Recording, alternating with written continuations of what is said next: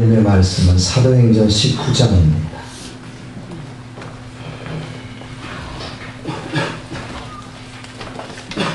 사도행전 19장 26절에서 32절의 말씀을 살피겠습니다.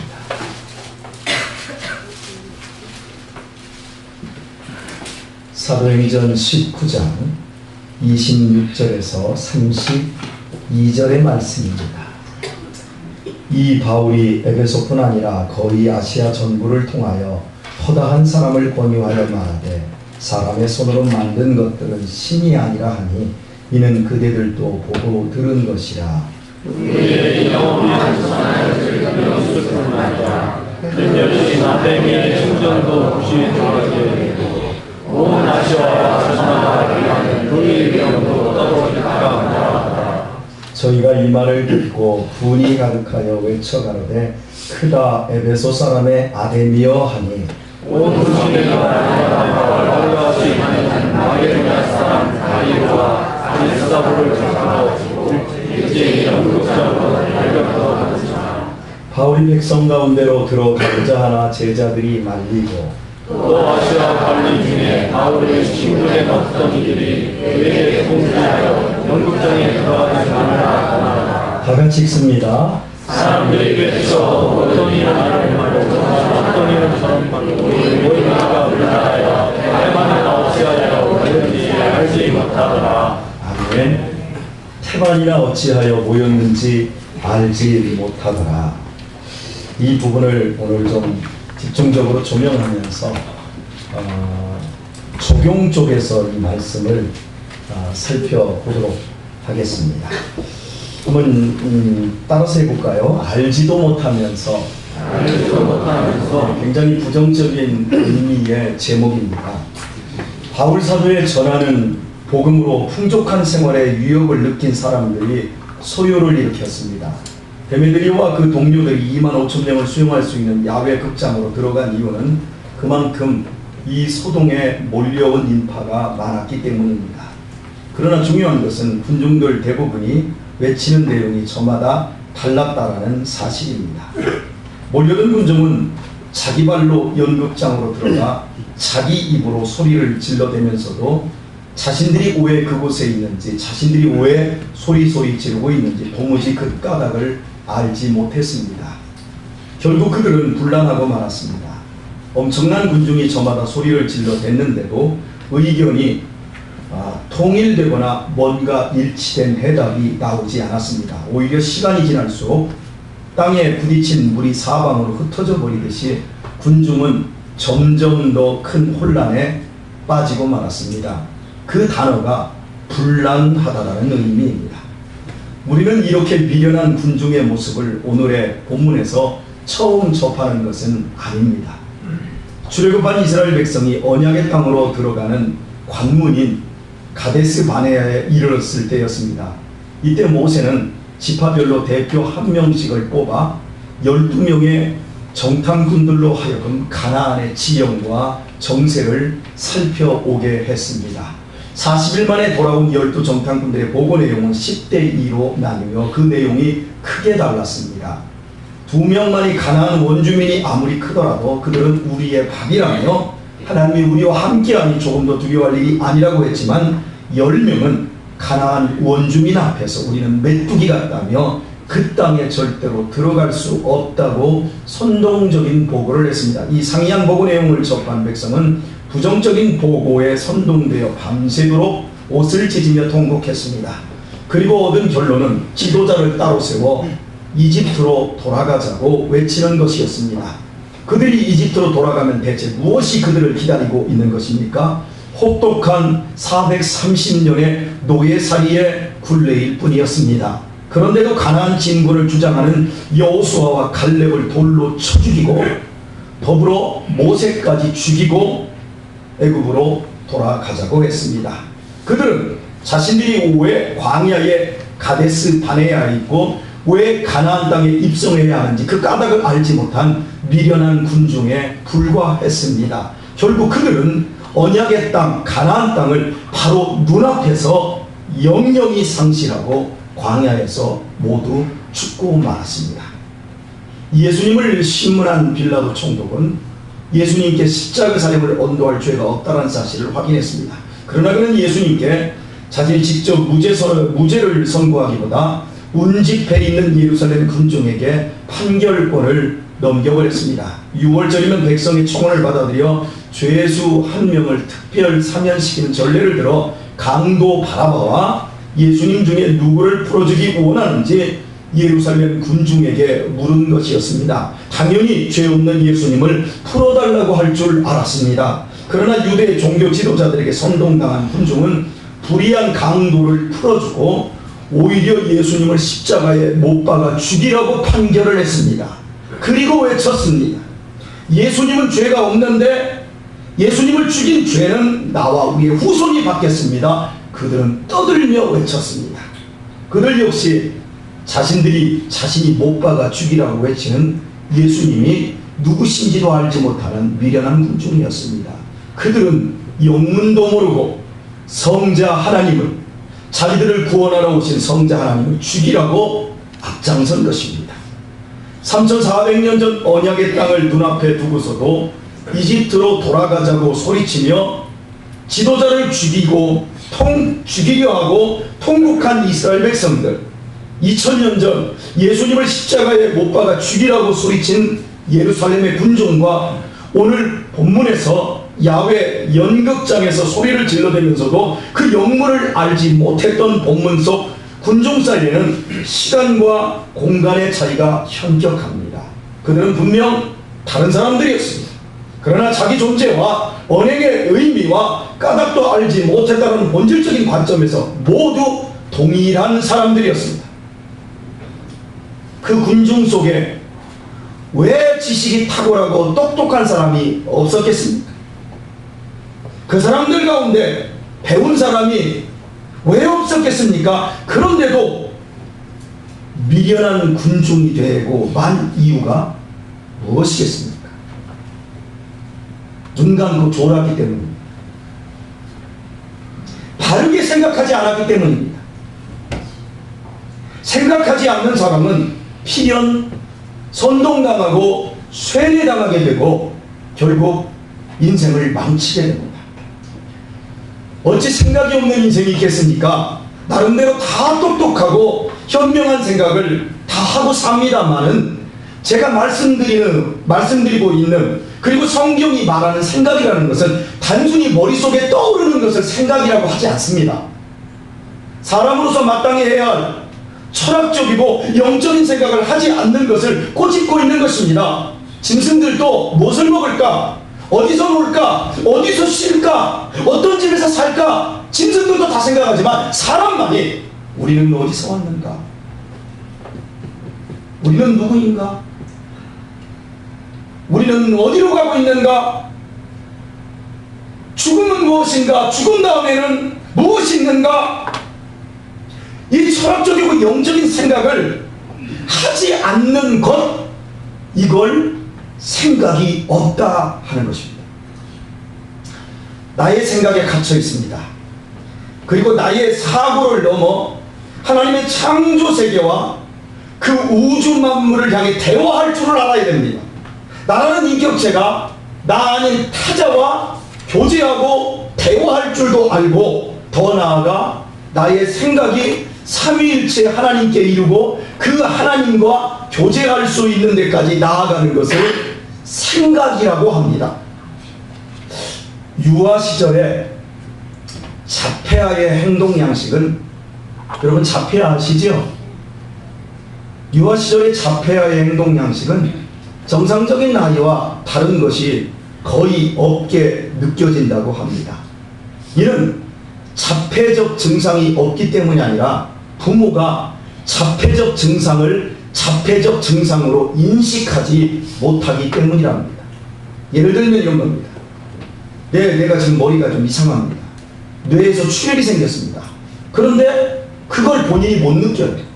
그러니까 안 가는 거예요. 지금 심장이 왼쪽이 좀 뻐근하고 아파요. 심장이 아픈데 나 체했네보다, 이러니까 문제가 생기는 거예요. 그 증상을 증상으로 느끼지를 못하는 거예요. 자폐적 증상이 있음에도 불구하고 부모가 자폐적 증상으로 인식하지 못합니다.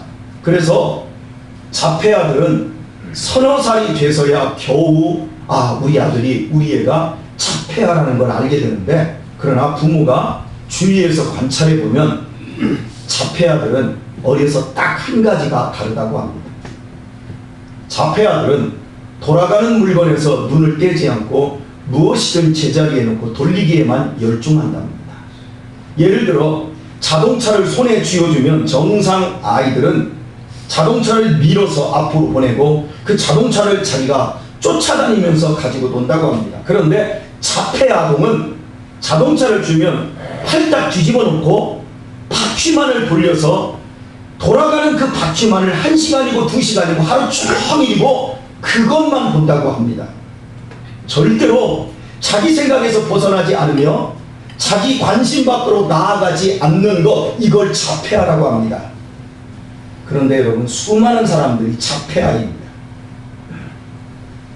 자기 생각의 틀에 갇혀 그저 제자리에서 돌고 돌 뿐입니다. 인생이라고 하는 것은 돌고 도는 것이 아니라 시간이라는, 출생이라는 점에서 시작하여 죽음이라는 점을 향해서 지금 나아가고 있기에 우리의 생각도 시작할 때에서 끝날 때까지 성장을 해야 돼요. 그런데 생각이 나아가지 않고 20살 때의 생각이 80까지 가고 10살 때의 생각이 100살 때까지 가는 거예요. 점을 향해서, 죽음의 점을 향해서 나아가고 있지만 생각은 나아가지 않고 그저 자기 세계와 자기 상식과 이 세상 현실의 감옥에 갇혀 자폐인으로 지내다가 결국은 죽음과 함께 멸망의 나락으로 떨어지는 것입니다. 사람들이 자기 생각을 가지고 의식적으로 사는 것 같지만 실은 의식보다 훨씬 더 큰 무의식에 의해 살아갑니다. 의식은, 빙산의 의식은 정말 적고 무의식은 엄청 넓은데, 그래서 이걸 의식은 무의식에 비하면 빙산의 일각에 불과하다라고 얘기를 하죠. 한번 예를 들어 보겠습니다. 여러분이 텔레비전을 사러 가면 어디로 갑니까? 하이마트로 가요. 그렇죠? 그럼 하이마트를 가면 텔레비전을 고를 때 여러분은 무엇을 보고 텔레비전을 고릅니까? 성능을 봅니까? 제품의 기능을 봅니까? 아닙니다. 삼성이라는, LG라는 로고를 보고 삽니다. 다른 중소기업 제품들이 많이 있습니다. 하이마트에 가보면. 그리고 다른 중소기업 제품의 텔레비전들이 기술력이 더 좋습니다. 삼성이나 LG는 거의 조립만 합니다. 대기업들이 기술력이 떨어진다는 것은 알만한 사람은 다 합니다.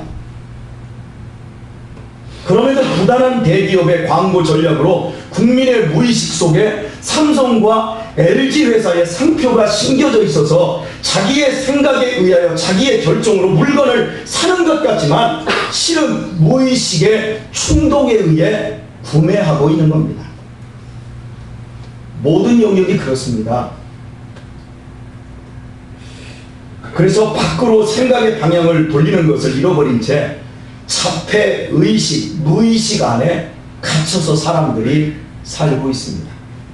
텔레비전, 신문, SNS, 도로, 벽, 지하철, 버스, 담, 전신주, 그리고 광고판, 그리고 땅바닥. 저희 집에서 문 열고 딱 나오면 현관문에 어김없이 붙어있는 찌라시들, 온 천지가 광고로 차고 넘치고 있습니다. 실제로 연구에 의하면 현대인들은 하루 6,000건이 넘는 광고의 홍수 속에 살고 있어서 자기 판단을 잃어버렸다고 합니다. 이제 그 내용을 제가 3가지 한번 예를 들어보겠습니다. 경제협력개발국가, 즉 OECD, 다 선진국이에요. 우리나라도 가입이 되었습니다. 이 OECD에 가입된 국가 중에 유일하게 술 광고하는 나라는 대한민국뿐입니다. 그것도 공중파 텔레비전을 통해 연예인들을 앞세워 마치 술을 마셔야 멋져 보이고 행복해지는 것처럼 선동하고 있습니다. 과연 그렇습니까? 술을 마셔야 멋지고 행복해집니까? 술을 마셔야 인생 사는 맛이 진짜 나는 겁니까? 아닙니다. 그 반대입니다. 얼마나 많은 사람들의 인생이, 그 가족들의 인생이 술 때문에 파탄이 났고 지금도 나고 있는지 몰라요. 술이 술을 먹고 술이 사람을 잡아먹는 그릇 된 우리 사회의 음주 문화를 뿌리 뽑으려는 의지를 예수를 믿는 그리스도인으로부터 실천해 가지 않으면 오늘 이 땅의 젊은이들 가운데 많은 젊은이들의 인생이 매일 술 때문에 망가질 것입니다. 또 한 가지로 지나칠 정도로 많은 광고 중에 하나가 돈 빌려주는 대부업체의 광고입니다. 여러분, 이렇게 돈 빌려준다고 매일같이 텔레비전과 인터넷으로 꽁돈을 줄 것처럼 돈 갖다 쓰라고 친절하게 광고하는 나라는 우리나라밖에 없을 것 같아요. 심지어 주부들, 대학생들까지 선동한 결과 대학생들의 많은 다수들이 졸업도 하기 전에 빚에 족쇄가 치러집니다. 법으로 보장된 우리나라 대부업체의 연 최고 이자율은 많이 내렸습니다. 그렇지만 아직도 34.9% 정도 됩니다. 이걸 계산을 해보면 1,000만 원을 빌리면 매년 이자로 349만 원을 물어줘야 됩니다. 엄청난 고리대금입니다. 어떤 장사도 1,000만 원으로 1년 동안 모든 경비를 체하고 349만 원의 순수익을 남기는 것은 쉬운 일이 아닙니다. 특히 금융소비자연맹의 통계에 의하면 우리나라 대부업체 시장의 50% 이상을 일본 자본이 점령해버렸습니다. 캐시앤캐시 대표적이죠. 그러니까 일본 자본이 우리 온 국민에게 고리대금을 쓰라고 매일 시도 때도 없이 선동한 결과 우리나라의 대학생들은 일본의 정신 식민지가 되어 있는 거예요. 지은 지 30년이 채 되지 않은 우리 옆에 있는 효명아파트, 한양아파트는 이 지역에서 아파트를 추천할 때 부동산에서 고물 아파트 취급을 합니다. 왜 거기서 삽니까? 좀 더 돈 주고 제일라이브를 사십시오. 한국 아파트 사세요. 이노스빌 사세요. 이러지. 여기 장당 중학 초등학교 아이들도 여기 그어놓고 이쪽에 사는 애들 무시하잖아. 고물 아파트 취급을 해요. 하지만 이 아파트가 유럽에 가면 새 아파트예요. 제가 제 눈으로 확인한 바 프랑스 파리 개손문화 샹들리에 거리, 콩코드 광장까지 샹들리에 거리가 한 1km 정도 쫙 펼쳐져 있는데요. 그 양편에 있는 주택들이 200년도 넘는 건물들입니다. 그리고 영국 히드로 공항에서 런던 중심가로 이렇게 들어갈 때 보면 만나는 아파트와 주택들, 그런 아파트들이 높이가 한 10층이 채 되지 않아요. 그런데 그 아파트들이 지은 지가 짧은 것이 100년, 150년 된 거야. 유럽 전체가 이래요. 그러니 유럽은 신혼부부들이 50년 된 아파트에서 신혼살림을 시작하는 것이 꿈이에요.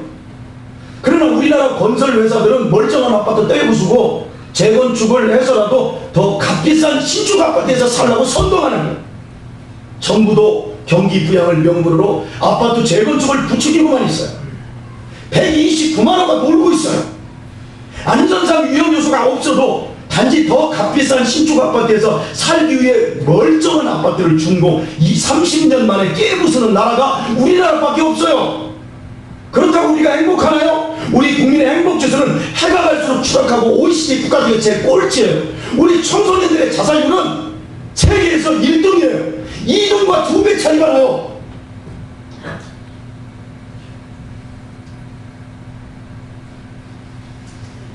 이상 언급한 세 가지 사례는 매일 우리를 선동하고 있는 6천 건의 광고에 비하면 0.1%도 아니고 1%도 아니고 0.1%도 아니고 0.05%에 불과할 뿐입니다. 사람들이 의식하고 산다고요? 사람들이 자기 생각 가지고 산다고요? 사람들이 나름의 생각을 갖고 산다고요? 천만에 만만해.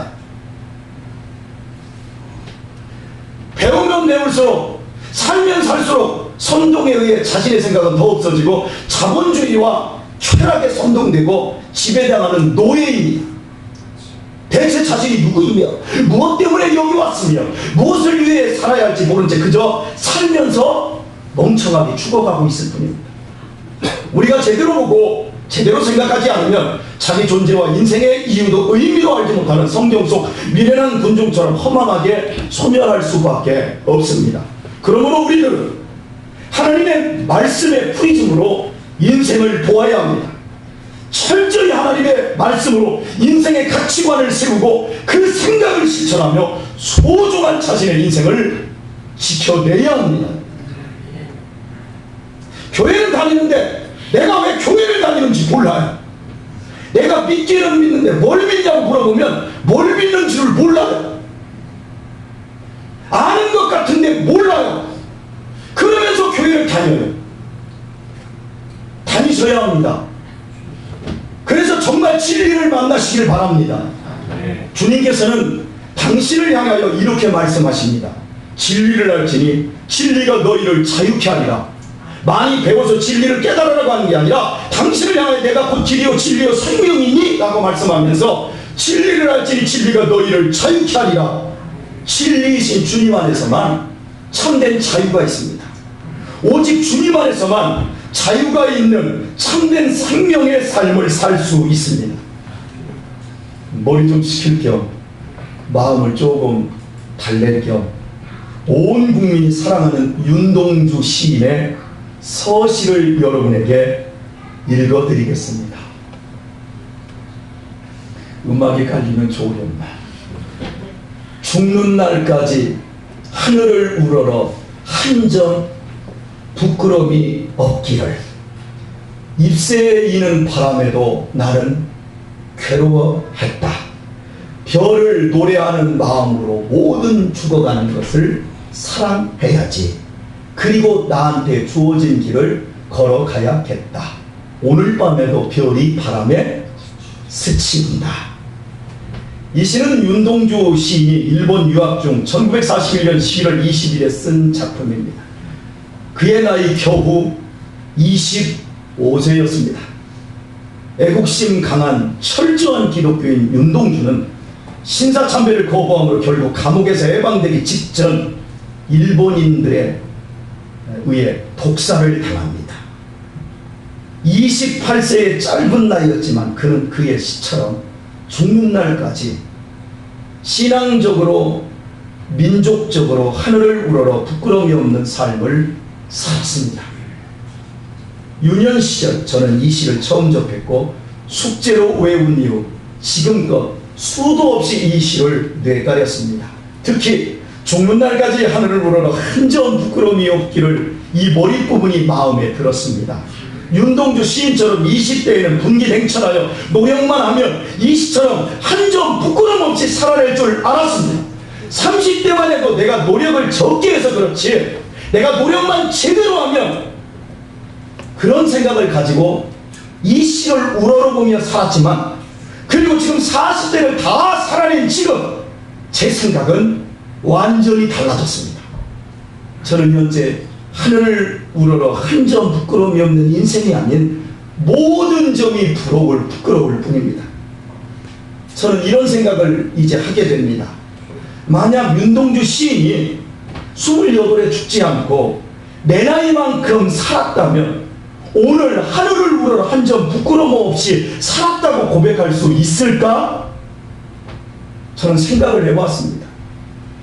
얼마 전 여기에 대한 답을 우연히 책을 읽다가 발견했습니다. 윤동주 시인보다 2살 어리지만 친구로서 일본에서 함께 공부했고 기독교 신앙을 가진 구상이라고 하는 시인이 있었습니다. 2004년 85세의 나이로 숨을 거두었지만 크리스찬으로서 구상 시인의 깨끗하고 고고한 삶은 그를 아는 사람들에게 선망이 되고 있습니다. 그만큼 깨끗하게 인생을 살았던 분입니다. 그분이 80세가 되던 해에 지은 고백이라는 시가 있는데 한번 제가 읽어드릴게요. 어느 시인은 하늘을 우러러 한 점 부끄러움이 없기를 하고 읊었지만 나는 마음이 하도 망측해서 하늘을 우러러 부끄럽고 어쩌고거는 수째부였다. 일일이 밝히기가 민망해서 애매해 모호하게 말할 양이면 나의 마음은 양심의 샘이 막히고 흐리고 더러워져서 마치 칠죄의 시궁창이 되어 있다.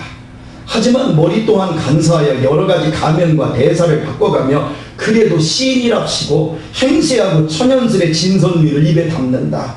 막상 그 죽음을 떠올리면 이건 더욱 그 내세가 불안하고 겁난다. 이 밤에 TV에서 저 시골을 접하고는 걷잡을 수 없는 암담 속에 잠겨있다가 문득 벽에 걸린 십자가상을 바라보고는 그 옆에 매달렸을 우도처럼 투절된다. 주님 저를 이 흉악에서 구하소서. 여기까지입니다. 저는 20대 때 윤동주 시인의 마음으로 출발해서 지금은 구상 시인의 마음을 체감해 가고 있습니다. 나이가 먹어가며 제 자신의 허위와 인간 본질에 대한 부패와 나약성을 처절하게 깨달아 가고 있습니다. 저는 깨끗하고 고고한 목사가 아닙니다. 저는 여러분이 보시는 것과 다릅니다. 저는 죄에 찌든 장아찌입니다. 빨아도 죄의 떼국물이 제 속에서 나옵니다. 퍼내도 음란함이 제 속에서 끊임없이 솟아납니다. 뼛속까지 저는 악인입니다. 저에게는 하나님 앞에 용납될 만한 어떤 자격도 없습니다. 저는 목사가 될 어떤 근거도 공로도 없습니다. 오직 흉측하고 흉악한 죄인일 뿐이며 의롭기는커녕 먹물보다 더 시꺼먼 속과 작은 유혹에도 쉽게 망가지는 나약한 의지를 가진 비루한 인생일 뿐입니다. 그럼에도 제가 감히 삼위일체 하나님을 주인으로 모시고 목사로 살아갈 수 있으니 하나님께서 예수 그리스도의 십자가를 통해 베푸시는 은혜로 저의 죄를 깨끗이 씻어주시고 당신의 자녀로 저를 불러주셨기 때문입니다. 하나님께서는 저에게 날마다 하나님의 은혜를 가르쳐 주시고 그 은혜를 누리게 해주시고 그 은혜 속으로 저를 데리고 가십니다. 제 안에 있는 어떤 아름다움이나 가능성에 근거하지 않고 오직 하나님의 선하심과 넘치는 사랑 때문에 저를 사랑하시고 저의 죄를 덮고 의롭다 해주시며 하나님의 자녀로 입양하셔서 하나님의 진리로 부유와 아름다운 것을 누리게 해주고 계십니다. 자격 없는 저에게 거저 베풀어 주시는 하나님의 넘치는 사랑과 호의로 인해 부끄러운 제 삶은 오늘도 꿋꿋이 이어지고 있습니다. 하나님께서 사랑하는 자에게 주시는 복음은 각 사람의 어두운 마음에 빛으로 임합니다. 그때 비로소 인간은 인간 존재의 비극을, 자신의 비극을 그때서야 알게 됩니다. 제가요, 죄송스럽지만 단언하건대 여러분들 중에는 자신이 누구인지를 모르고 있는 분들이 너무나 많아요. 자신이 누구인지 알지도 못하면서 껄떡거리고 계시는 분들이 너무 많다는 얘기예요. 제가 여러분을 오랫동안 지켜본 바로는 자기 자신을 정확하게 아는 사람이 그렇게 많지 않아요. 자기가 얼마나 악하고 나쁜 존재인지, 내가 얼마나 거짓되고 간사하고 유선되고 악한 존재인지를 대부분은 잘 몰라요. 여러분들은 자기 자신을 좋은 사람이라고 생각해요. 나는 돈이 없고 목배 없고 좀 못났지만 그래도 나는 착하다고 생각해요. 나는 그래도 그 문둥이 같은 인간하고 비교할 때 나는 양반이라고 생각하며 다른 사람들을 마음대로 판단하고 마음대로 비판해요. 아닙니다. 죄송합니다. 여러분은 나쁜 사람이에요. 아주 악해, 아주 이선생, 더럽기가 헤아릴 수가 없어요. 죄에 찌든 장아찌예요. 그런데 여러분 대부분은 자신의 그 비극을 몰라요. 여러분이 도덕적으로 문제가 있다고 제가 말하는 것 아니에요. 여러분은 윤리적으로 다 다 괜찮은 사람들이에요. 다 교양도 있어요. 다 훌륭해요. 제가 여러분을 악하다고 위선적이라고 더럽게가 끝이 없다라고 말하는 것은 하나님의 의라는 기준에서 드리는 말씀이에요. 도덕, 즉 율법으로는 의롭게 될 인생이 하나도 없어요. 그런데 상식과 교양 면에서 자기를 그래도 조금 괜찮다고 우리가 착각하고 있는 거예요. 하나님은 교양을 보고 우리를 구원하시는 것 아니에요. 내 양심의 기준보다 더 높은 기준에서 하나님 나를 판단하십니다. 그런데 많은 사람들이 이 높은 기준, 하나님의 의의를 전혀 모르고 열심히 도덕적 종교 생활에 심취하고 있습니다. 하나님께서 주시는 복음을 모르고 열심히 도덕적 종교 생활을 하다 보면 어느 순간이 되면 그래도 구원에 이를 것이라고 하는 요행 심리를 믿음이라고 착각하고 있습니다. 그래서 자기가 만족할 만큼 신앙생활을 할 때는 구원받은 것 같지만 열심히 못할 때는 구원은 물 건너갔다고 생각합니다. 이런 식으로 영적으로 시소를 타면서 종교생활을 하면 할수록 버겁고 무거워집니다. 그러니 겉은 웃고 있는데 속은 슬프고 괴로워요. 평안이 없어요. 기쁨이 없어요. 믿음 생활에. 이런 식으로 그냥 교회를 오래 다니면 다닐수록 더 큰 죄책감에 시달립니다. 헌금 안 내고 예배 안 드리고 봉사 안 하고 이런 문제가 아니에요. 다 아는데 전혀 영적인 복을 모른다는 거예요. 이렇게 도덕적 종교 생활만 하다가 예수 그리스도의 계시를 받으면 드디어 보입니다. 자신의 더러움에 절망을 해요. 내가 괜찮은 사람인 줄 알았는데, 내가 형편없는 인생이고 내가 구원받은 사람인 줄 알았는데 하나님의 눈밖에 난 지옥의 불쏘시기밖에 되지 않는다는 걸 그때 깨닫습니다. 그런데 그 전까지는 자기 일을 모르고 자기의 위험성을 몰라. 드디어 하나님의 계시를 받으면 자신의 상태가 보여요. 이렇게 되었을 때 그 사람은 드디어 회개하며 십자가를 붙들고 예수님 안으로 드디어 들어오게 됩니다. 종교적으로 완전했던 바리새인들과 서기관들은 자기들만은 흠이 없는 의인이라고 생각했습니다. 그들은 너무나 도덕적인 사람들이었어요. 그래서 자신들만은 하나님 앞에서 가장 의롭고 확실히 구원받은 사람이라고 확신을 했어요. 자신들이 영적으로 얼마나 위험한 상태에 있는지를 전혀 알지 못하면서 영적인 선생 노릇을 했어요. 알지도 못하면서 하나님을 증거했단 말이에요. 끝내 그들은 인간으로 오셔서 자기들을 구원하시려고 오신 하나님을 환영하고 영접하기는커녕 그 하나님을 죽여버리는 끔찍한 일을 벌이고 말았습니다. 안타깝게도 그들의 영혼에는 참 빛, 각 사람의 마음에 비추는 진리의 빛이 비추어지지 않은 것입니다. 그러므로 사람의 내면의 진리의 빛이 비추어져서 자신이 죄에 찌든 장아찌라는 사실이 드러나는 것은 엄청난 축복입니다. 회개하고 거듭나서 참으로 예수 믿는 새 사람이 되는 것은 로또 복권 100억짜리 맞는 것보다 승진하고 집 사고 합격하는 것과 비교가 안 되는 기쁨이고 축복입니다.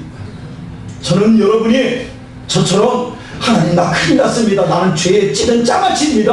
하나님 저 좀 불쌍히 여겨주십시오. 저를 구해주십시오. 이렇게 말할 수 있는 복 받으시기를 축원합니다. 이게 은혜 받으신 거예요. 이 은혜를 받아야 여기서부터 사람이 거듭나고 참된 평안을 누리며 진짜 하나님의 사람으로 성장해 가기 시작하는 거예요. 교회가 뭐 하는 곳이에요? 사람 만드는 곳이에요. 어떤 사람을 만들어요? 하늘의 사람을 만드는 곳입니다. 따라서 하겠습니다. 이 세상은 지옥 훈련소다. 예, 이 세상은 틀림없이 지옥 훈련소입니다. 마귀는 사람들을 자본주의 철학과 그리고 탐욕과 쾌락에 눈먼 영적 자폐아를 만들고 있습니다. 하나님이 어딨냐? 천국과 지옥이 어딨냐? 죽어봤냐? 야!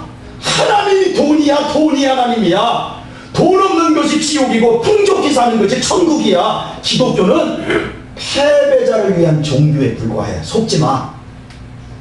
이것이 세상 교육과 사상과 문화의 핵심입니다. 그래서 많이 가르칠수록 이 세상 사람들이 하나님부터 떠나는 거예요.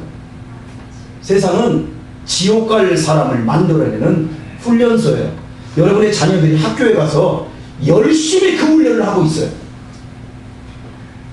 모든 인생이 이렇게 세뇌당해 죽었고 지금도 재물의 허위와 비극을 보고 욕망과 쾌락의 허무함을 보면서도 대체 자신이 누구이며 무엇 때문에 여기 있으며 무엇을 위해 살아야 할지 모른 채 조금씩 죽어가고 있습니다. 하나님의 자녀는 도덕교육, 지식교육으로 만들어지지 않습니다. 교양훈련으로 만들어지는 것이 아닙니다. 히브리서 12장 1절은 이렇게 말합니다. 그러므로 믿음의 주요 또 온전케 하시는 이인 그리스도 예수를 바라보자. 믿음의 주, 온전케 하시는 이인 예수 그리스도를 바라보십시오. 그렇습니다. 우리의 영혼이 예수님을 진실하게 바라볼 때만 인간은 참된 인간으로 생각할 수 있고 행동할 수 있게 되어집니다. 오직 자격 없는 자에게 호의를 베풀어 주시는 하나님의 은혜의 복음만이 죄인을 하나님의 사람으로 만들 수 있습니다. 제가 목양을 하면서 소원하는 것이 무엇인 줄 아세요? 여러분 모두가 물질의 축복을 받고 건강의 복을 받고 그런 것은 뒷전이에요. 저는 여러분 모두가 하나님의 은혜의 복음을 확실하게 알게 되기를 바랍니다. 그저 교회 그냥 다니는 것으로 알지도 못하면서 교회 다니는 것이 아니라 여기 오셔서 확실하게 복음의 영광을 아시게 되기를 바랍니다. 아까 성가대 찬양 첫 구절이 뭐였어요? 내 주를 아는 것은 더욱더 사랑하는 것, 내 주를 아는 것은 주 안에 거듭나는 것. 여러분이 이렇게 되기를 축복합니다. 제가 전하는 설교를 통해서 진리의 빛이 여러분의 어두운 영혼에 비춰져서 죄의 찌든 끔찍한 자신을 보고 이 상태로 있다면 지옥 간다는 걸 깨닫고 진정으로 회개하고 하나님의 사람으로 거듭나서 복음의 부유와 능력을 누리며 살아갈 수 있게 되기를 축복합니다. 여러분 한 사람 한 사람을 하나님께서 지옥 훈련소에서 끄집어내어 하나님의 사람으로 만드시려고 여러분을 여기로 데려다 오셨어요. 하나님께서. 그걸 여러분이 인정하시면 여러분 대충 알지 말고 신앙생활 30년 50년 하고도 목사님 난 아무것도 몰라. 잘났다. 그건 잘난 게 아니에요. 신앙생활 20년 30년 하고 나는 뭔지 몰라요. 아니요. 여러분이 배우려고 안 하는 거예요. 배우십시오. 깨우치십시오. 그리고 복음의 부유함을 누리십시오. 대충 알지 말고 확실하게 하나님의 은혜를 아시게 되기를 바랍니다. 선명하게 복음을 아시고자 힘을 쓰셔야 됩니다. 그것이 한 번뿐인 여러분의 소중한 인생을 바르게 살 수 있는 유일한 방법입니다. 자격 없는 나에게 하나님께서 주시는 구원의 은혜를 알게 될 때, 진짜로 알게 될 때 인생은 거기서부터 변해. 더 이상 경쟁하지 않아요. 더 이상 비교하지 않아요. 더 이상 시기할 필요가 없어요. 교회 안에서 누가 어떻더라, 누가 싫더라, 그건 복음을 모르니까, 내 꼬락소리를 모르니까 하는 말이에요. 내 자신을 복음의 빛 아래서 알게 되어지면 그 말이 안 나와. 하나님, 나 같은 것도 구원하시고 저런 성도들도 그리스도 예수 안에서 은혜로 구원하셨군요. 감사합니다. 그러면서 더 사랑하겠습니다. 이렇게 바뀌어져요. 이 세상 어떤 것으로도 비교할 수 없는 복받은 것을 본인이 자신이 알기 때문에 세상 풍조에 선동당하거나 휩쓸리지 않으며 진리이신 예수님 안에서 그때부터 참된 자유자의 삶을 살게 되는 거예요. 사랑하는 교회 여러분, 여러분은 오늘 하나님의 은혜 강가로 주의 사랑 있는 십자가의 강가로 나오셨습니다. 여기 아니면 여러분이 가라고 피곤한 영혼을 생명수로 채울 곳이 없지 않습니까? 하나님의 은혜를 구하십시오. 믿음의 주여 또 온전케 하시는 이 예수님을 구하고 바라보십시오. 그리하여 이제부터 자격 없는 나에게 영원한 구원의 은혜를 주신 이 믿겨지지 않는 나 같은 죄인을 구원해 주시는 십자가의 그 하나님의 뜨거운 사랑을 여러분 이제부터 진짜로 시작하시고 남은 생애를 오늘 내가 교통사고로 죽으면 이거 어떻게 되나? 내가 병원에서 죽으면 나 천국 갈 자식은 이렇게 구원에 떨지 마시고 정말 남은 생애를 그리스도의 부유하신 복음 안에서 나 같은 것을 구원하셨구나. 이 감사와 감격과 기쁨으로 승리의 나라들로 만들어 가실 수 있기를 우리 주 예수님의 이름으로 축원드립니다. 이 시간 다 함께 찬양할까?